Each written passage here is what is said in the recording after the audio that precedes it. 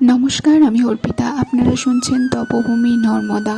শ্রী শৈলেন্দ্র ঘোষাল শাস্ত্রী মহাশয়ের লেখা তপভূমি নর্মদা যে বইটি আছে সেটি আমি ধারাবাহিকভাবে আপনাদেরকে পড়ে শোনাচ্ছি। কিন্তু এই ধারাবাহিকতায় একটু ছেদ পড়েছে। বেশ কিছুদিন হলো আমি ভিডিও দিতে পারিনি, তার জন্য আপনাদের কাছে আমি ক্ষমা প্রার্থী। কেননা আমার মোবাইলটি চুরি হয়ে গিয়েছিল, তাই জন্য আমি বেশ কিছুদিন ভিডিও দিতে পারিনি। আশা করি আপনারা বুঝবেন। তো আর বেশি কথা না বাড়িয়ে আমি চলে যাচ্ছি তপভূমি নর্মদার যে 6 নম্বর পর্ব সেই পর্বেতে। তার আগে শুধু এটুখানি বলার যে প্লিজ আমার চ্যানেলটিকে সাবস্ক্রাইব করবেন, ভালো লাগলে লাইক এবং কমেন্ট করতে ভুলবেন না। তাহলে চলুন শুরু করা যাক তপভূমি নর্মদার 6 নম্বর পর্ব। বিশাল তরুণের মাথায় চূড়ার শাড়ি। তোরণ পেরিয়ে বিশাল চত্বরের মাঝখানে একাদশ কোণ বিশিষ্ট এক কুণ্ড। তার পরিধি 260 হাত। 8-10 হাত গভীর স্থির কাকচক্ষু জল, এত স্বচ্ছ যে তলদেশ পর্যন্ত দেখা যাচ্ছে। এই হলো পরম পবিত্র নর্মদা কুণ্ড, যেখানে উদ্ভূত হয়েছে শঙ্করের তেজসম্ভূতা নর্মদা, যার বাহ্য রূপ এই জল। শাস্ত্র অনুসারে এই জলধারাকেই শিবাযন্ত্র বলা হয়। মহাত্মাদের তত্ত্বদৃষ্টিতে এই শিবাযন্ত্র মহাসিদ্ধির আধার। এই কুণ্ডের অভ্যন্তরে থেকেই নর্মদা নদী রূপে নিষ্ক্রান্ত হয়েছে। কুণ্ডের পশ্চিম দিকে জল নিঃসরণের একটি নালা, এরই নাম গোমুখ। 6-7 হাত লম্বা গোমুখ দিয়ে নর্মদা আর একটি ছোট্ট কুণ্ডে ঝরে পড়ছে, এরই নাম কোটিতীর্থ। মহাদেবের পরীক্ষা লীলায় বিভ্রান্ত কামমোহিত দেবতারা নর্মদার মাতার কাছে পরাজিত হয়ে এখানে বসে নর্মদা বন্দনা করেছিলেন। এই জল তীর্থযাত্রী ও পরিক্রমাবাসীদের সাধুদের কাছে পরম পবিত্র।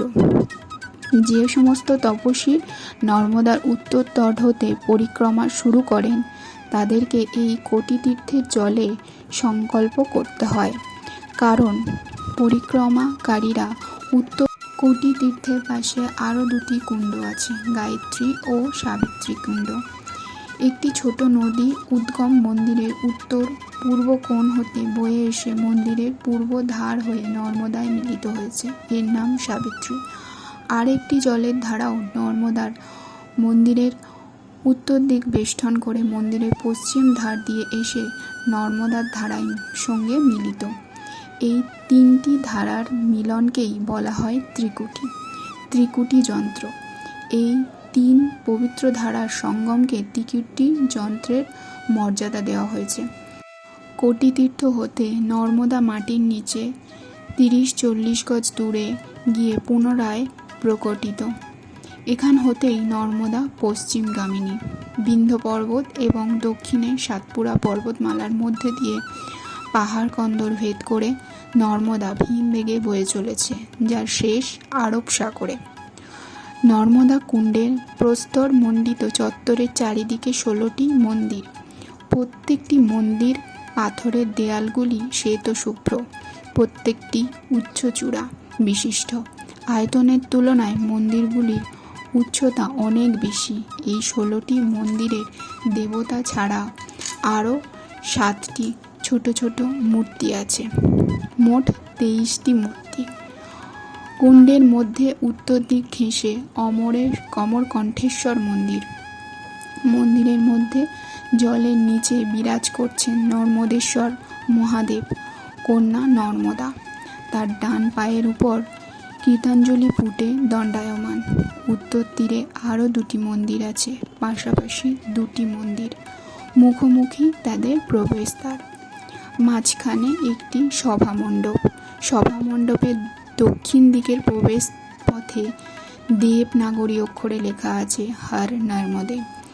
উত্তর দিকের প্রবেশ পথে লেখা আছে জয় মা নর্মদে। পূর্বমুখী মন্দিরটিতে মাতা নর্মদা সমাহিনা, কালো কোষ্ঠী পাথরের মূর্তি।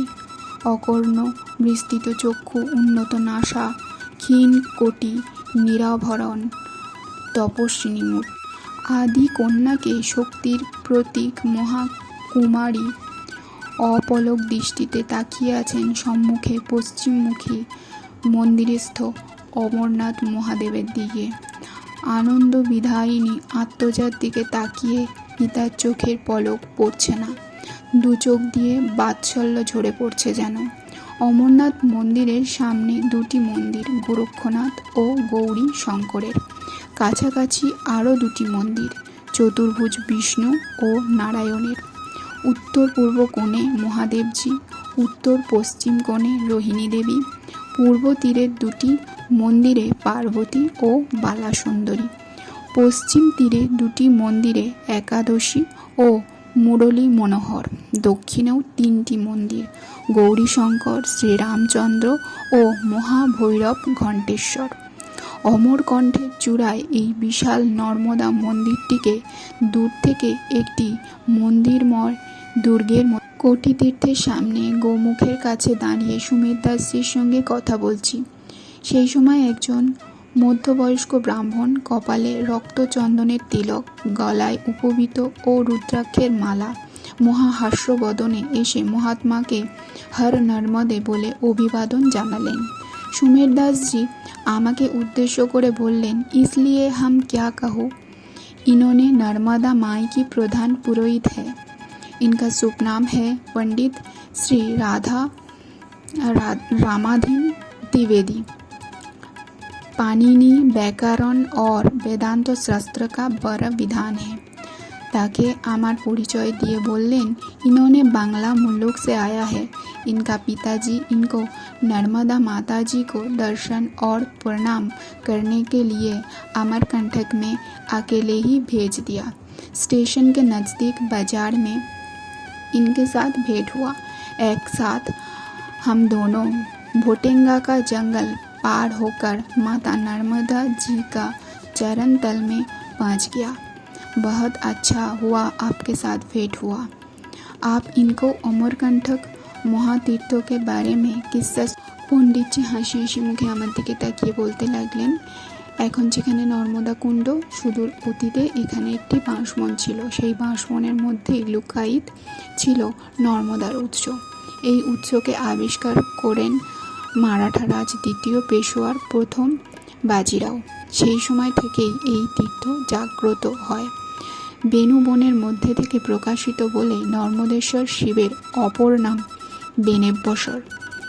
ইন্দোরের লোহকার, নাগপুরের ভোসলা, বারোদার গাইকোডার ও গোয়ালিয়ার সিন্ধিয়া প্রভৃতি মারাঠা রাজবংশের প্রায় সকলেই নর্মদা ও নর্মদা শঙ্করের একনিষ্ঠ ভক্ত ছিলেন।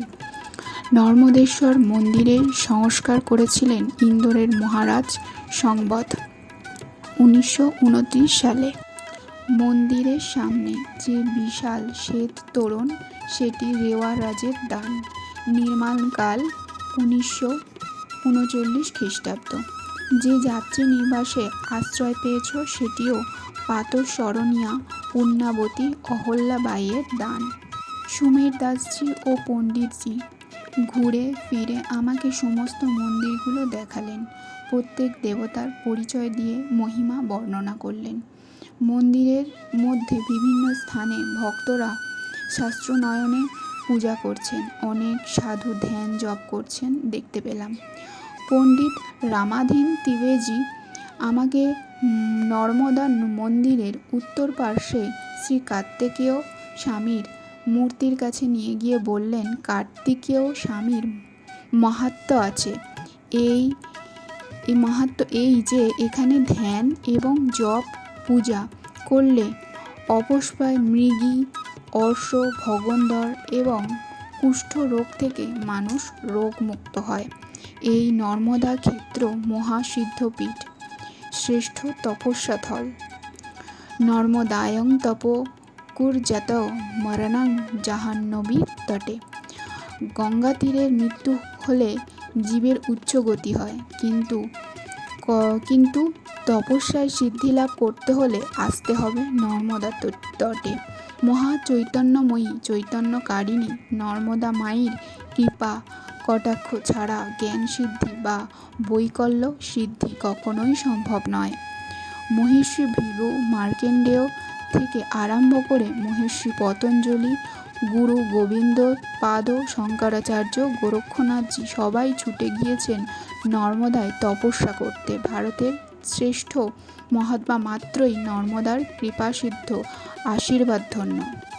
পণ্ডিতজি পূজা পাঠের জন্য মন্দিরে চলে যেতেই সুমের দাসজি বললেন, চলো তোমাকে সঙ্গে নিয়ে নর্মদার ধারা কিভাবে কোটি তীর্থের ঘাট হতে পশ্চিমগামিনী হয়ে বয়ে যাচ্ছে তোমাকে কতকটা পথ দেখিয়ে নিয়ে আসি।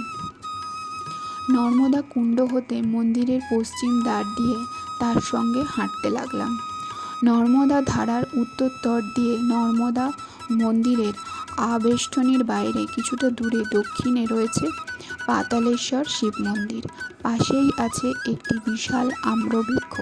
5-6 হাত নিচে এক গহ্বরের মধ্যে বিরাজিত রয়েছেন পাতালেশ্বর মহাদেব। নর্মদা কুণ্ডের সঙ্গে এই গহ্বরের গুপ্তভাবে যোগাযোগ রয়েছে, ফলে সেখান থেকে মাঝে মাঝে গহ্বরের মুখ পর্যন্ত জল উৎসারিত হয়, ফলে আম গাছের তলা পর্যন্ত ভিজে যায়। পাতালেশ্বর শিব মন্দিরের পাশেই রয়েছে একজন দণ্ডী সন্ন্যাসীর কুঁড়েঘর। তার নাম শ্রীমৎ স্বামী নারায়ণ আশ্রম বিতরাগ। ইনি দ্বারকাপীঠের জগৎগুরু শঙ্করাচার্য শ্রীমৎ স্বামী অভিনব সচ্চিদানন্দ তীর্থের কাছ থেকে সন্ন্যাস নিয়েছেন। তার কাছ থেকে জানতে পারলাম যে পাতালেশ্বর মহাদেব খুবই জাগ্রত দেবতা।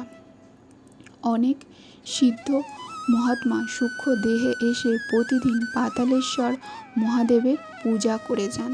সমগ্র মন্দির চত্বর সুগন্ধে ভরে যায়। আমি যখন পাতালেশ্বর মহাদেব মন্দিরের সামনে নারায়ণ স্বামীর সঙ্গে কথা বলছিলাম, তখন আমার নাকেও এক অপূর্ব সুগন্ধ ভেসে এলো। সন্ন্যাসী বললেন, এই সময় নিশ্চয়ই কোনো মহাত্মার আগমন ঘটেছে। এখানেই শেষ হলো তপভূমি নর্মদার 6 নম্বর পর্ব।